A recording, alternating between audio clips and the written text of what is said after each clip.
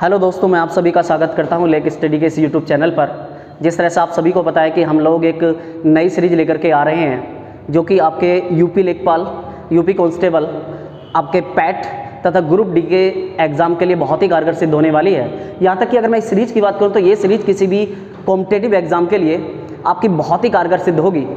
तो पहले पार्ट में हम लोगों ने आपको बताया था कि भारतीय अर्थव्यवस्था तथा उसके क्षेत्रक तथा इस अर्थव्यवस्था के क्षेत्रक के साथ साथ जो आपकी योजनाएं तैयार की जाती हैं, तो उस योजनाओं के बारे में या योजना आयोग के बारे में हम लोग आज चर्चा करेंगे। क्योंकि अगर मैं आपसे बात करूं तो जब भारत आज़ाद हुआ 1947 में, तो 1947 में भारत के आज़ाद होने के बाद भारत के सामने अनेक सारी समस्याएं थीं। उन समस्याओं तथा प्राकृतिक संसाधनों की उपयोगिता का उचित दोहन हो, उसके लिए भारत सरकार ने एक ऐसे आयोग की स्थापना की जिसे योजना आयोग कहा जाता है। अगर मैं योजना आयोग की बात करूं तो योजना आयोग 1947 से और 2017 तक अर्थव्यवस्था नियोजन का काल कहा जाता है। अगर भारतीय अर्थव्यवस्था की बात की जाए, अगर योजना आयोग की बात की जाए, तो इसके कुल कार्यकाल की अगर मैं बात करूं तो 1947 से 2017 का जो काल है, जो समय है, इसे आर्थिक नियोजन का काल कहा जाता है या अर्थव्यवस्था का नियोजन काल कहा जाता है। अगर इसके इतिहास पर और चर्चा करें तो सबसे पहले पंचवर्षीय योजना के बारे में सोवियत संघ में इसका विचार आया और सोवियत संघ में इसे लागू किया गया और इसे लागू करने का श्रेय जोसेफ स्टालिन को जाता है 1928 में। तो भारत ने जो मॉडल अपनाया है, ये मॉडल आपके सोवियत संघ गणराज्य का मॉडल है। अर्थात सबसे पहले विश्व में आपकी पंचवर्षीय योजनाओं को सोवियत संघ गणराज्य में 1928 में जोसेफ स्टालिन द्वारा तैयार किया गया था। इसलिए जोसेफ स्टालिन को आपके योजना आयोग का या योजनाओं का जनक कहा जाता है। अगर भारत में बात की जाए तो भारत में योजनाओं की जो शुरुआत हुई वो सबसे पहले औपनिवेशिक काल में हुई। औपनिवेशिक काल का मतलब है कि सबसे पहले योजनाओं की शुरुआत भारत में ब्रिटिश काल के दौरान की गई और ब्रिटिश काल के दौरान आपके जो बुनियादी आर्थिक नियोजन बनाने का जो कार्य शुरू किया गया, ये 1930 में किया गया। ब्रिटिश काल के दौरान जो आपके बुनियादी आर्थिक योजना बनाने का जो काम किया गया वो 1930 में शुरू किया गया।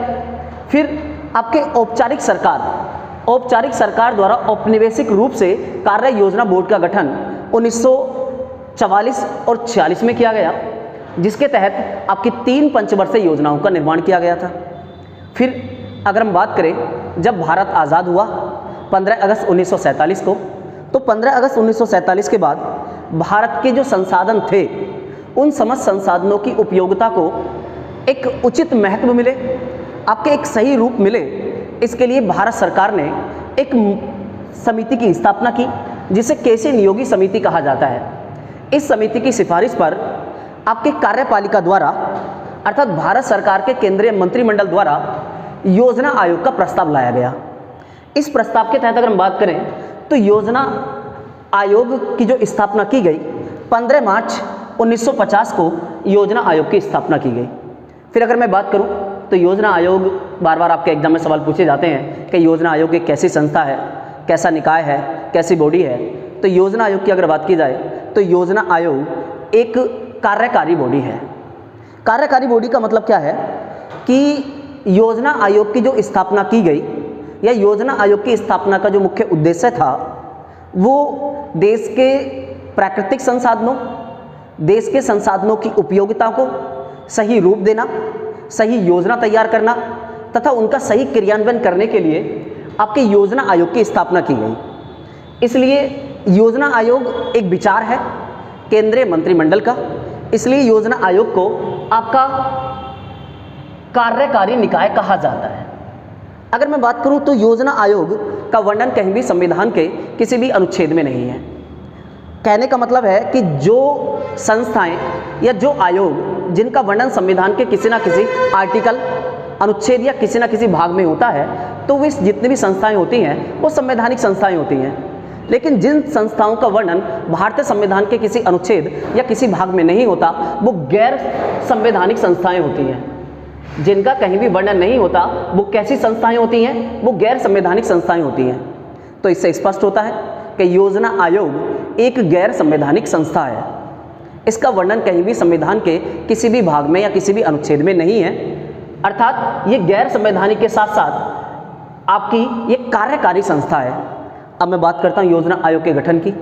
तो योजना आयोग का जो गठन होता है, योजना आयोग में कौन कौन मिलकर के आपके योजना आयोग का गठन करते हैं। तो योजना आयोग के अगर गठन की बात की जाए या योजना आयोग की संरचना की बात की जाए तो इसमें एक पदेन अध्यक्ष होता है, उपाध्यक्ष होता है, एक सचिव होता है और 7 अन्य सदस्य होते हैं। बात की जा रही है यहाँ पदेन अध्यक्ष की। बात किसकी की जा रही है? पदेन अध्यक्ष की। तो पदेन अध्यक्ष किसे कहते हैं? पदेन अध्यक्ष पद के अनुरूप होता है।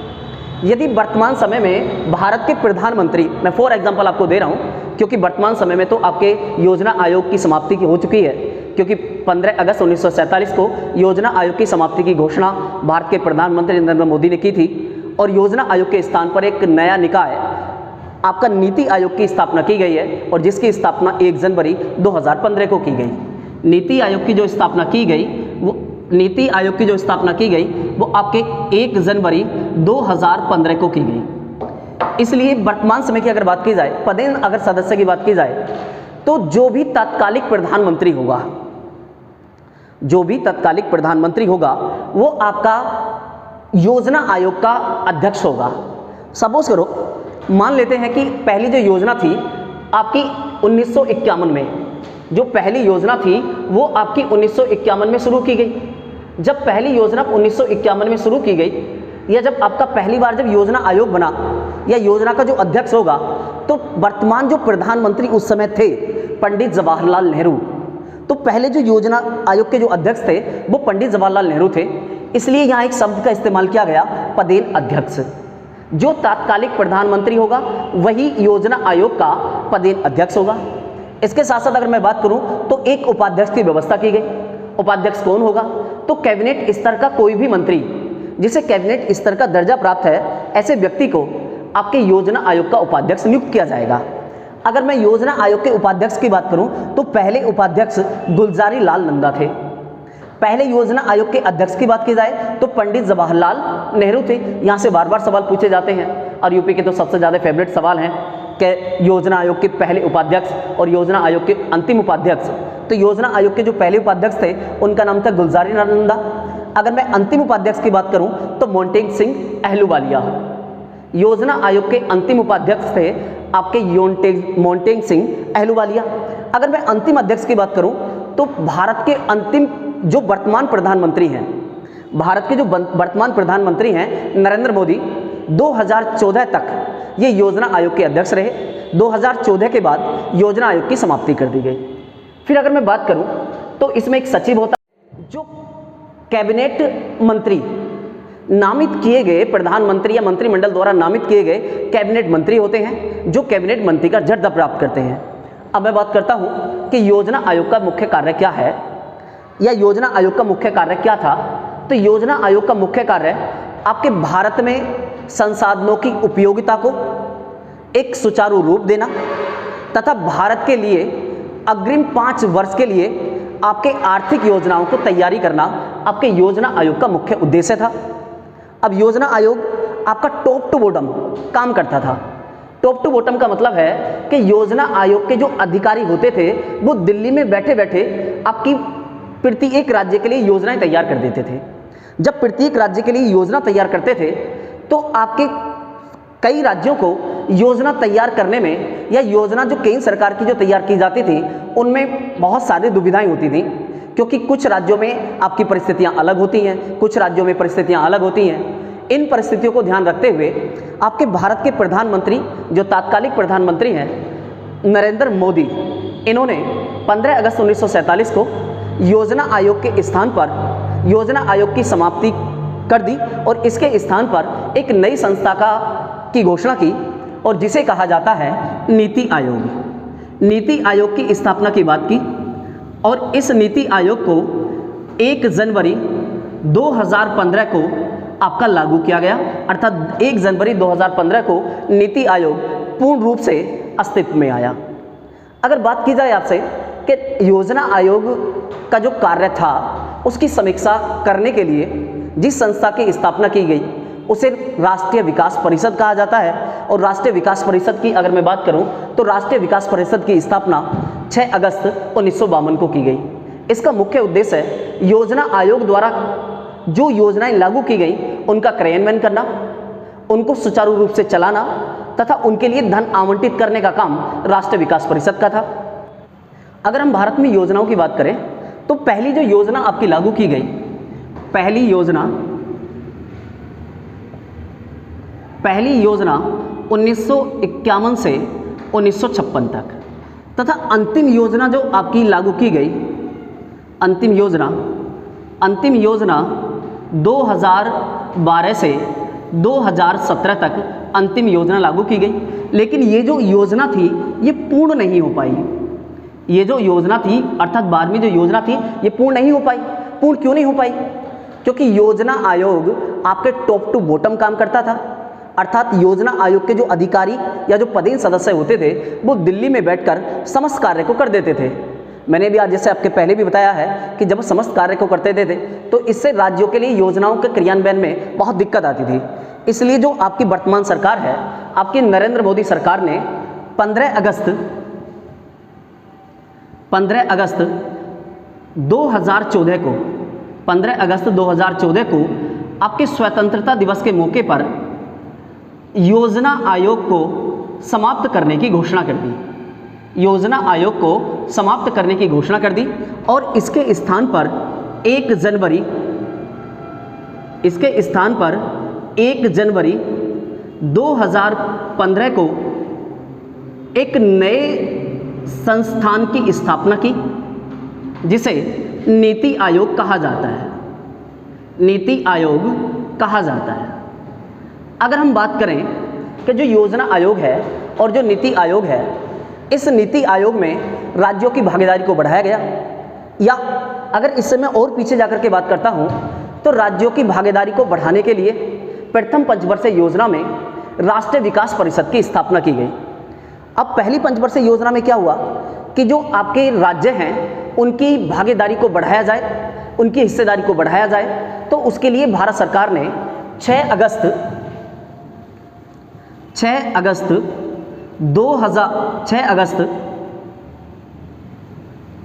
1952 को राष्ट्रीय विकास परिषद की स्थापना की।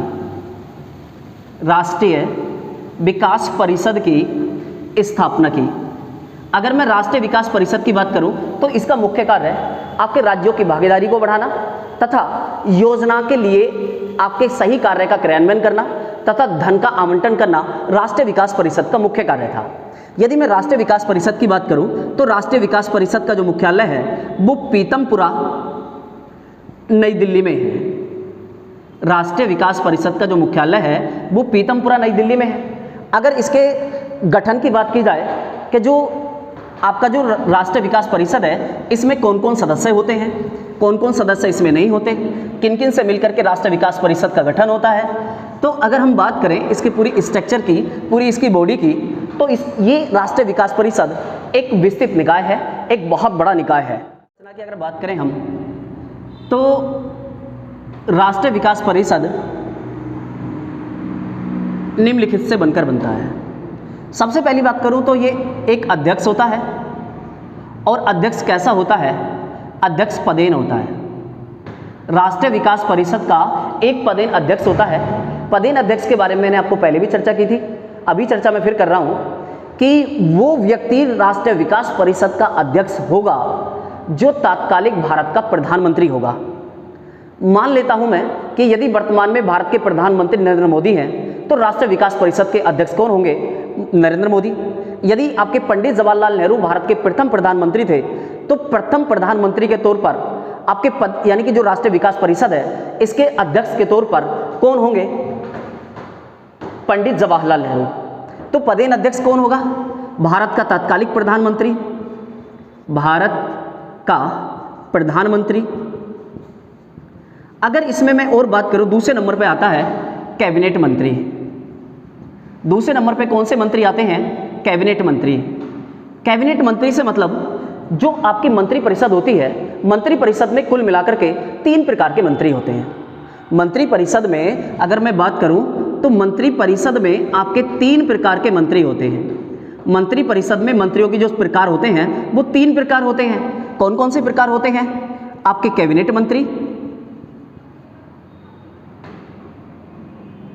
कैबिनेट मंत्री, राज्य मंत्री और उपमंत्री।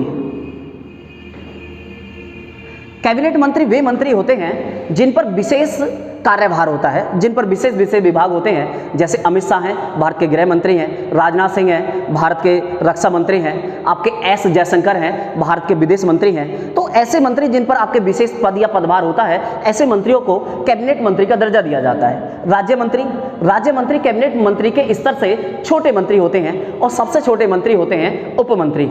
लेकिन राष्ट्रीय विकास परिषद का जो संगठन है उसमें आपके उपमंत्री और राज्य मंत्री शामिल नहीं होते, इसमें आपके केवल और केवल समस्त कैबिनेट मंत्री शामिल होते हैं, समस्त कैबिनेट मंत्री शामिल होते हैं। अगर मैं अगले नंबर पे बात करूं, तीसरे नंबर पे, तो तीसरा नंबर आता है सभी राज्यों के मुख्यमंत्री।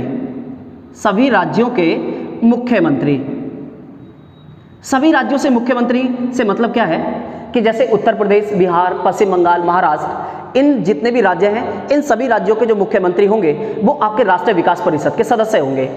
इसके बाद अगर मैं चौथे नंबर पे बात करूं, तो चौथे नंबर पे आता है आपके केंद्र शासित प्रदेश, केंद्र शासित प्रदेश के मुख्यमंत्री, केंद्र शासित प्रदेश के मुख्यमंत्री तथा आपके प्रशासक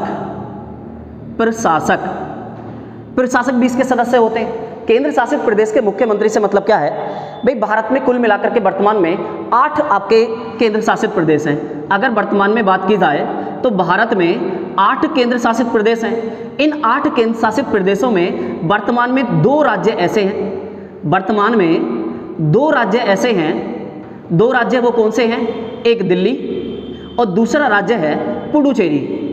एक दिल्ली है और दूसरा राज्य पुडुचेरी है। तो यहाँ ये जो दोनों के दोनों केंद्र शासित प्रदेश हैं, तो इन दोनों केंद्र शासित प्रदेश में मुख्यमंत्री होता है। लेकिन अगर मैं भविष्य की बात करूं, अग्रिम की अगर मैं बात करता हूं, तो अग्रिम राज्य जो होगा वो आपका जो केंद्र शासित प्रदेश होगा वो जम्मू एंड कश्मीर होगा। जम्मू और कश्मीर में भी विधानसभा होगी और वहाँ भी आपका मुख्यमंत्री बनाया जाएगा। अगर आपको पता हो तो अभी आपका परिसीमन किया गया है जम्मू कश्मीर का, और जम्मू कश्मीर का जो परिसीमन किया गया उस परिसीमन में आपके विधानसभा की कुल मिलाकर के 90 सीटें निर्धारित की गई हैं। कितनी सीटें निर्धारित की गई हैं? तो विधानसभा की कुल 90 सीटें निर्धारित की गई हैं। तो ये सवाल बहुत इंपॉर्टेंट सवाल है जो आगामी एग्जाम के लिए बहुत ही ज़्यादा महत्वपूर्ण है। तो केंद्र शासित जो प्रदेश होंगे उनके मुख्यमंत्री, और मुख्यमंत्री वर्तमान में कितने राज्यों में हैं? 2 केंद्र शासित प्रदेशों में हैं, और वो 2 केंद्र शासित प्रदेश हैं, एक दिल्ली और दूसरा है पुडुचेरी। अब मैंने लिखा है प्रशासक, तो जिन राज्यों में मुख्यमंत्री नहीं है अर्थात विधानसभा नहीं है, वहां भारत सरकार द्वारा प्रशासक के रूप में उपराज्यपाल नियुक्त किया जाता है। उन स्थानों पर प्रशासक के रूप में उपराज्यपाल नियुक्त किया जाता है। फिर अगर मैं बात करूं 5वें नंबर की, तो 5वें नंबर पर आपका आता है योजना आयोग। योजना आयोग के जो समस्त सदस्य होते हैं, योजना आयोग के समस्त सदस्य आपके राष्ट्रीय विकास परिषद के सदस्य होंगे। योजना आयोग के समस्त सदस्य राष्ट्रीय विकास परिषद के सदस्य होंगे। तो अगर बात की जाए तो भारत का प्रधानमंत्री इसका पदेन अध्यक्ष होगा, समस्त कैबिनेट मंत्री इसके सदस्य होंगे। मैंने मंत्रियों की बात की, मंत्रिपरिषद की बात की, तो मंत्रिपरिषद में कुल मिलाकर के 3 प्रकार के मंत्री होते हैं, कैबिनेट मंत्री, राज्य मंत्री, उपमंत्री। लेकिन इन दोनों प्रकार के मंत्रियों को इसमें शामिल नहीं किया जाएगा। केवल और केवल कैबिनेट जो मंत्री होंगे उन्हें आपके राष्ट्रीय विकास परिषद में शामिल किया जाता है। फिर अगर मैं बात करूं तो सभी राज्यों के जो मुख्यमंत्री हैं, सभी राज्यों से मतलब क्या है कि वर्तमान समय में भारत में कुल 28 राज्य हैं। तो इन 28 राज्यों के जो मुख्यमंत्री होंगे वो भी आपके राष्ट्रीय विकास परिषद के सदस्य होंगे।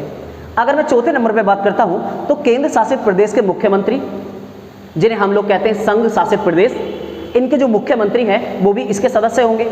और मैं आपको पहले भी बता चुका हूं, वर्तमान में कुल मिलाकर के 2 राज्यों में आपके विधानसभा है, 2 केंद्र शासित प्रदेशों में विधानसभा है, और वो कौन कौन से हैं? दिल्ली और पुडुचेरी। फिर अगर मैं बात करूं तो आपका जो प्रशासक है, अगर यहाँ की विधानसभा की बात की जाए तो दिल्ली में अगर विधानसभा सदस्यों की मैं बात करूं तो 70, और पुडुचेरी में विधानसभा सदस्यों की संख्या 30 है। पुडुचेरी में विधानसभा के जो सदस्य है उनकी संख्या 30 है और दिल्ली में जो आपके विधानसभा सदस्य हैं उनकी संख्या 70 है। तो ये आपके राष्ट्रीय विकास परिषद के सदस्य होंगे।